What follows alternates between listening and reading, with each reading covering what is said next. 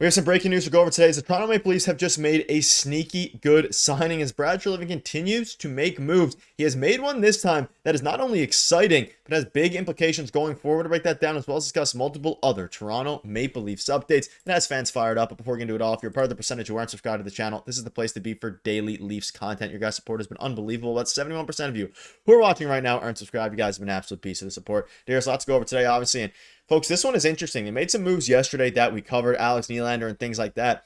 But let's not waste any more time here. They have signed RFA defenseman William Villeneuve to a one-year, two-way contract. And this one is a steal. He's 23 years old, coming off of 40 points in 55 games with the Marlies last year. And he is now signed officially to a two-way deal. So this one has, the other ones yesterday were more AHL contracts. This one is a two-way deal. At some point, we might see him in the NHL in the coming, maybe next year, but probably in the coming years. A super young defenseman with extremely high upside. I'm loving the moves Brad Treliving is making. And again, we've seen before these two-way deals, these deals, just even the AHL deals in general prior to being converted to two-ways. We've seen them make impacts at the NHL level. And this one in particular, fans are pretty excited about. And we'll dive into the player here in a minute.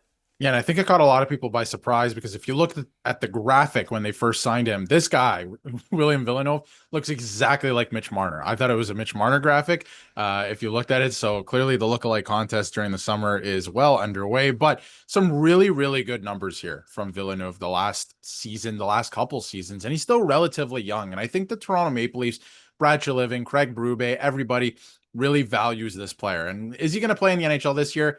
Not so sure about that. I mean, anything's possible. We saw a couple of years ago, a lot of guys that we never thought were going to make the NHL ended up playing in the NHL in November because everyone was hurt. So that could happen again. Hopefully not. But of course, I don't think the plan is for him to play at the NHL level, but really, really encouraging stats. He's continuing to develop his game. Again, relatively young. Anybody who's like under 25 to me, I think can still make an impact at some point in the NHL. Once you start getting to like 26 years old, then I'm like, okay, maybe that's just what they are. But I feel like this guy has shown a lot of promise, and I feel like they think very highly of him and they want to keep him around in the organization. They've also made some other moves we'll get into in a second as it pertains to RFAs, but they had to get this one done. Glad he's staying in the organization because, again, he's going to continue his development, and he had a very solid season for the Toronto Marlies last year. So I could see him in the NHL if there are some injuries. I don't think the plan is for him to play in the NHL, but in the future, in the next couple of years, a lot of these guys are going to start getting older. What's the plan for OEL and Chris Tanev, 2 years from now?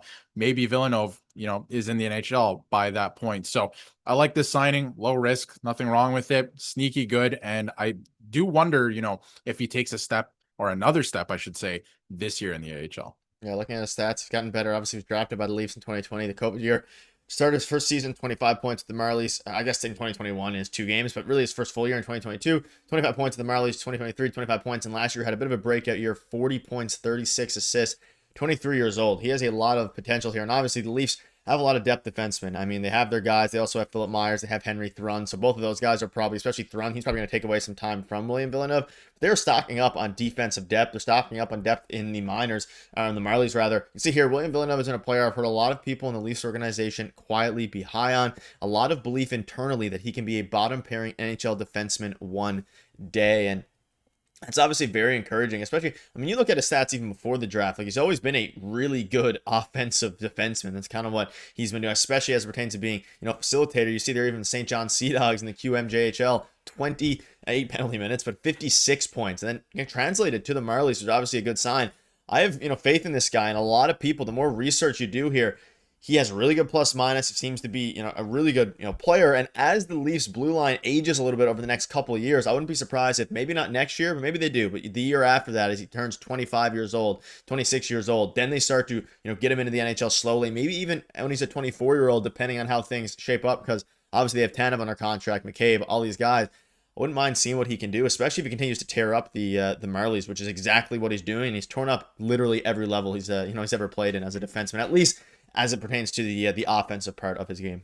Yeah, and I think it's interesting when you think about that specifically, when you look at guys who come out of the CHL who are point producers on the back end, at least forwards are a different story, but on the back end, it doesn't always translate, first of all, to pro hockey, whether it's the AHL or the NHL, and then they start to change their game. He hasn't changed his game, and it's translated to the pro level. Now, is it going to translate to the NHL?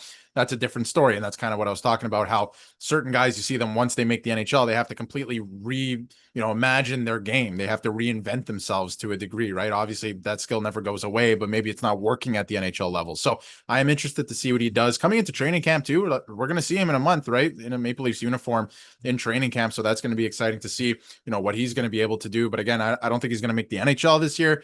He's going to continue his development with the Marlies, but I always think it's interesting, like, how do you, is it a graceful jump to the pro level? It has been with Villeneuve, right? So that is really encouraging. And can that translate to the NHL level? I think it can. More times than not, it doesn't. But I'm interested to see how that plays out. So all encouraging numbers, stats, low risk signing. And I think that the Leafs, again, they probably envision him in a couple of years in a Maple Leafs uniform in the NHL. Yeah, maybe even sooner than that. And that puts a clue up on all their RFAs. You can see here they've signed all of the RFAs they qualified earlier this summer, aside from Dennis Hildeby, who I assume will be next on the list to be signed. Topi Niemela and Roni Hiravonen are also unsigned, but only because they returned to Europe. So obviously, I still have some regrets, at least not my regrets, but the front office, I wish they would have maybe moved one of those two guys, Niemela or Roni Hiravonen, at their peak value. Obviously, hindsight's 2020. It'll be interesting to see what happens with them. But another defenseman that the Leafs have now locked up, and it's going to be interesting, especially because this one is a two-way deal, which means he can play in the NHL anytime, of course, with the limits there. And you start to look at some of the, the depth down there in the Marley system. It's going to be interesting to see what happens, especially with the goalies. Maybe one of them gets traded. Maybe Dennis Hildeby, a lot of the package. We had a video earlier today on Brian Russ and things like that. A lot of ways that this can go. But there's also been some rumblings. I want to dive into this a little bit less about, again, take this with a grain of salt. But he says that the Bulldogs and Generals have been in discussion on a deal that could send Leafs forward prospect Ben Danford to Brantford. Now, this is just a rumor. It's not confirmed by any of the reporters. But it's a good conversation point to talk about Ben Danford and not necessarily the AHL trade, or the OHL trade, whatever it ends up being. What is his impact could be at the NHL level. Now, he is, of course, 19. He's probably a couple years away till he's 21. That being said, the Leafs view him very highly, and given his skill set, which is obviously, he can score points, but he is a defensive-minded defenseman, and he got some comparisons to Chris Tanev and things like that. I think he could slide in this Leafs team sooner rather than later, even though he was born in 2006 and he's only 19 years old, which is a crazy number, by the way, but 19 years old. I think he could have a huge factor going forward, their first-round pick. And that is a big factor, I think, in the fact that he might get traded. And I don't think this is uncommon for a guy this age in the OHL, especially considering what he's accomplished with the team he was playing for in the Oshawa Generals. So to me, take that trade rumor with a grain of salt, but I could definitely see that happening, because coming into this season, he just went to back-to-back OHL finals, which is incredibly difficult to do against the Easton Cowan, which is insane. It was the same teams both times back-to-back. He was the captain of that team. The Oshawa Generals had a ton of NHL caliber talent on that team that's now moving on. Ben Danford can't make the jump to pro hockey yet. He has to go back to the OHL. Yep. So the Oshawa Generals this season are going to take a dip. They're not going to be the same team. So I do wonder, and again, this is not uncommon. This happens all the time with these draft picks in the OHL. I do wonder if, first of all, the team, the Oshawa Generals, look at, hey, we got to start retooling so we can go back to the final in 3 years, and they trade him away. And on top of it, I wonder if the Leafs step in, they go, hey, listen, we don't want, if you're not going to make the playoffs or you're going to be like a 6th seed or something, we don't want him playing here, even though he's the captain. We want him somewhere else where he can be competitive, maybe try and win another, Eastern Conference championship or go to the OHL final again. So I don't think that would be uncommon. So take that with a grain of salt to Brantford specifically, but I could definitely see that happening. Yeah, let us know what your thoughts are on that. And of course, the new signing, William Villeneuve, a very interesting one. We'll keep you up to date every step of the way. Make sure to hit that subscribe button. We'll see you guys later.